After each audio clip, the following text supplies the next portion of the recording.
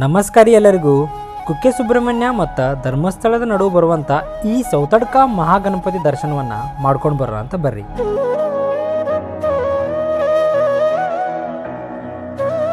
ಕುಕ್ಕೆಯಿಂದ 40 ಕಿಲೋಮೀಟ್ರ, ಹಂಗೆ ಧರ್ಮಸ್ಥಳದ ಕಡೆಯಿಂದ ಬರ್ತೀನಂತಂದ್ರೆ 18 ಕಿಲೋಮೀಟ್ರದಾಗ ಇರುವಂಥ ಈ ಕ್ಷೇತ್ರ ಗಂಟೆ ಗಣಪ ಅಂತನ ಫೇಮಸ್. ದಕ್ಷಿಣ ಕನ್ನಡ ಜಿಲ್ಲೆನ ದೇವಸ್ಥಾನಗಳ ಬೀಡ ಅಂತ ಕರೀತಾರೆ.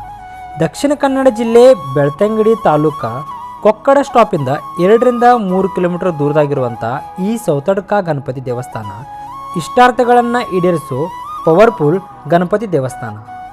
ನಾವು ಹೋಗಿದ್ದ ದಿನ ಗಣೇಶ ಜಯಂತಿ ಇದ್ದಿದ್ದರಿಂದ ಗಣೇಶನ್ನ ಈ ಥರ ಅಲಂಕಾರ ಮಾಡಿದ್ರು.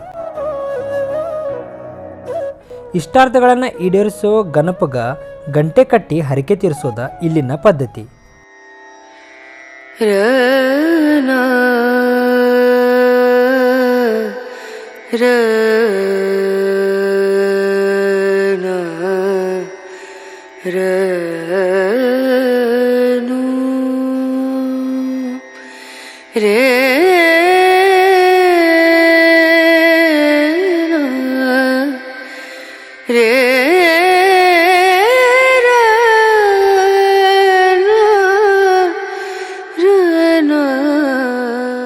ಗಾಳಿ ಮಳೆ ಬಿಸಿಲು ಏನೂ ಅನ್ನಲ್ಲದ ಬರುವಂಥ ಭಕ್ತಾದಿಗಳಿಗೆ 24 ಗಂಟೆನೂ ದರ್ಶನ ಭಾಗ್ಯವನ್ನು ನೀಡುವಂಥ ಈ ಗಣಪಗ ಯಾವುದೇ ರೀತಿ ಗುಡಿ ಗೋಪುರ ಇಲ್ಲ.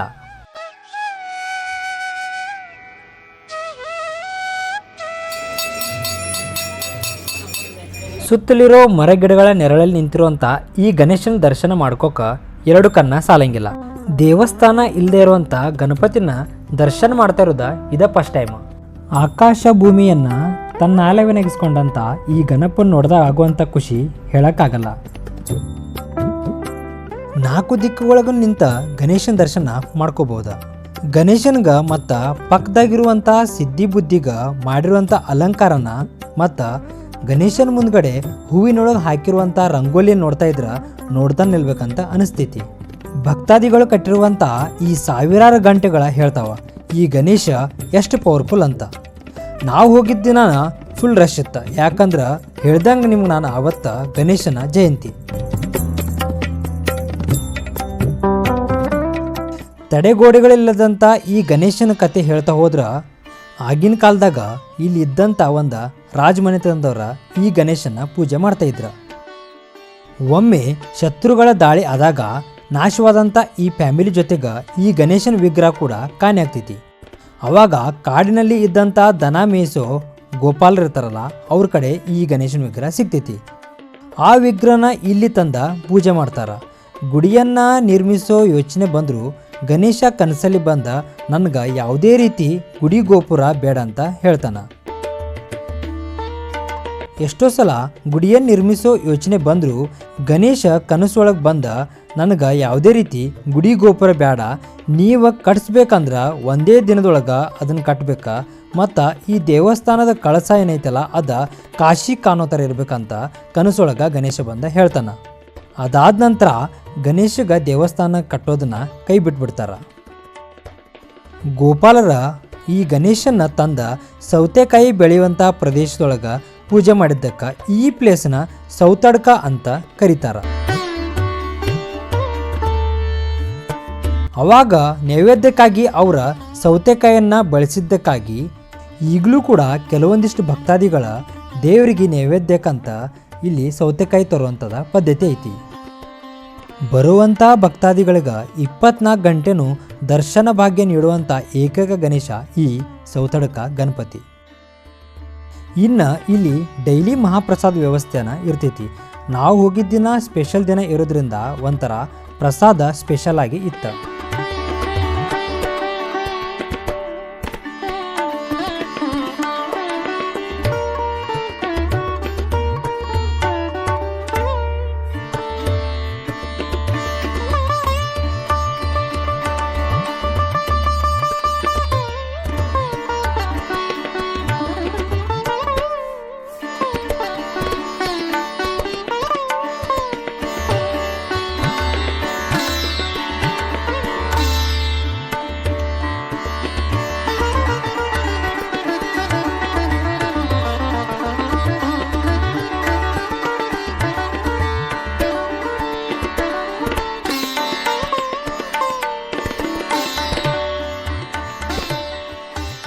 ಗೋಪಾಲರ ನೆನಪಿಗಾಗಿ ಇಲ್ಲಿ ಗೋಶಾಲೆನೂ ಐತಿ.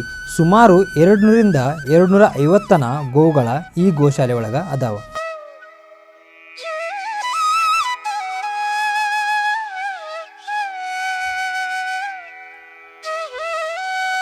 ಇಲ್ಲಿ ಸಿಗುವಂಥ ಅವಲಕ್ಕಿಯ ಪಂಚಕಜ್ಜಾಯ ಎಂಥವ್ರ ಬಾಯಿಯೊಳಗೂ ನೀರು ಬರೆಸ್ತೈತಿ. ನಾವು ಸೌತಡ್ಕದಾಗ ಕಳೆದ ಕ್ಷಣ ಯಾವತ್ತೂ ಮರೆಯೋಕ್ಕಾಗಂಗಿಲ್ಲ.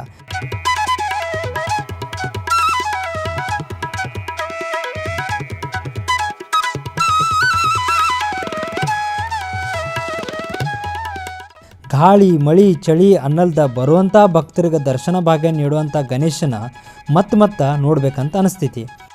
ನೀವೇನಾದ್ರೂ ಧರ್ಮಸ್ಥಳ ಇಲ್ಲ ಈ ಕುಕ್ಕೆ ಕಡೆ ಬಂದಾಗ ಈ ಗಣೇಶನ ನೋಡ್ಕೊಂಡು ಹೋಗೋದ ಮರಿಬೇಡ್ರಿ. ಸೌತಾರ್ಕ ಗಣಪತಿಯಿಂದ ಈಗ ನಾವು ಹೋಗಾತೀವಿ, ನೆಕ್ಸ್ಟ್ ಧರ್ಮಸ್ಥಳಕ್ಕೆ ಹೋಗಾತೀವಿ. ಬರ್ರಿ ನಮ್ಮ ಜೊತೆ ನೀವು ಹೋಗೋಣ. ಕೆಲವೊಂದಿಷ್ಟು ಹಳೆ ದೇವಸ್ಥಾನಗಳ ಪ್ರಸಿದ್ಧಿ ಆದ್ರೆ ಕೆಲವೊಂದಿಷ್ಟು ಮಣ್ಣಾಗಿ ಹೋದ್ವ. ಎಷ್ಟಾಗುತ್ತೋ ಅಷ್ಟು ದೇವಾಲಯಗಳ ಪರಿಚಯನ ಮಾಡಿಕೊಡೋ ಕೆಲಸ ನಮ್ಮದು. ಅದಕ್ಕೆ ನಿಮ್ಮ ಪ್ರೋತ್ಸಾಹ ಭಾಳ ಇಂಪಾರ್ಟೆಂಟ್. ಸೌತಡ್ಕ ಗಣಪತಿ ವಿಶೇಷ ಏನಂದರೆ ಇವತ್ತು ಗಣಪತಿಯ ಹುಟ್ಟಿದ ಹಬ್ಬ. ಅದಕ್ಕಂತೂ ವಿಶೇಷ ಪೂಜೆ ಐತಿ ಇವತ್ತು, ಮತ್ತು ವಿಶೇಷ ಕಾರ್ಯಕ್ರಮಗಳನ್ನ ಮಾಡಿದ್ರು. ಇವತ್ತು ನಮ್ಗೆ ಬಂದಿದ್ದು ಒಂದು ಪುಣ್ಯ ಅಂತ ಹೇಳ್ಬೋದು. ಹಂಗೆ ಆಕಸ್ಮಿಕವಾಗಿಯೇ ಬಂದಿದ್ವಿ. ಇವತ್ತು ಗಣೇಶನ ಹುಟ್ಟಿದ ಹಬ್ಬ, ಅದಕ್ಕೆ ಈ ಥರ ಫುಲ್ ಎಲ್ಲ ಇವತ್ತು ಡೆಕೋರೇಟ್ ಮಾಡ್ಯಾರ ದೇವಸ್ಥಾನ. ನೀವು ನೋಡಿದ್ರಲ್ಲ ಆಗಲಿ. ಓಂ ಶ್ರೀ ಗಣೇಶಾಯ ನಮಃ.